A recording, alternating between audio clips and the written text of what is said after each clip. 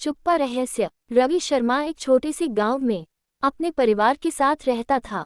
रवि के परिवार में उसकी पत्नी रीना और उसके दो छोटे बच्चे अंश और निशा शामिल थे। गांव की शांत जिंदगी के बावजूद रवि का मन अक्सर अजीब सी चिंता से घिरा रहता था। एक रात जब पूरा परिवार सो रहा था, रवि को अचानक एक रहस्यमयी आवाज सुनाई दी। वह आवाज जैसे किसी के धीरे धीरे चुपके से घर में घुसने की थी। रवि चुपचाप उठा और पड़ी हुई लाइट की छाया में देखा कि दरवाजा खुला था। उसने धीरे से दरवाजा बंद किया और देखा कि सभी चीजें सही जगह पर थीं। अगले दिन रवि ने देखा कि घर के बगीचे में एक छोटा सा संदिग्ध ट्रैक्टर खड़ा था। उसका मन और भी बेचैन हो गया। उसने सोचा कि कहीं ये ट्रैक्टर रात की आवाज से जुड़ा तो नहीं। वह ट्रैक्टर के मालिक का पता लगाने के लिए गांव के बुजुर्गों से पूछताछ करने लगा। बुजुर्गों ने बताया कि यह ट्रैक्टर एक पुराने कॉलेज से संबंधित था जो अब बंद हो चुका था। रवि की जिज्ञासा और बढ़ गई।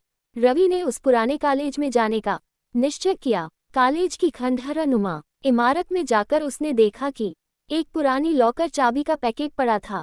चाबी की खोजबीन के दौरान उसने एक पुराना लॉकर पाया जो अब धूल और जंग से ढका हुआ था। रवि ने लॉकर खोला और उसमें एक पुराना डायरी मिला जिसमें किसी के नाम से गुप्त संदेश और योजना लिखी हुई थी। डायरी के अनुसार उस कॉलेज के एक प्रोफेसर ने एक खजाना छिपाया था जो अब भी कहीं उस इमारत में मौजूद था। रवि ने डायरी की मदद से खजाने की खोज की। लंबे समय तक खोजबीन के बाद उसने एक गुप्त तहखाने में खजाना पाया, लेकिन खजाना खुद ही नहीं था बल्कि एक दस्तावेज था जिसमें गांव के लिए एक महत्वपूर्ण योजना थी। वह दस्तावेज गांव के लिए बहुत उपयोगी साबित हुआ और गांव का विकास हुआ। रवि ने अपनी खोज के बारे में सबको बताया और उसकी बहादुरी और समझदारी से पूरे गांव का सम्मान बढ़ा। इस घटना ने रवि के परिवार को भी एक नया अनुभव दिया। उन्होंने समझा कि सच्चे साहस और संकल्प से किसी भी रहस्य को सुलझाया जा सकता है।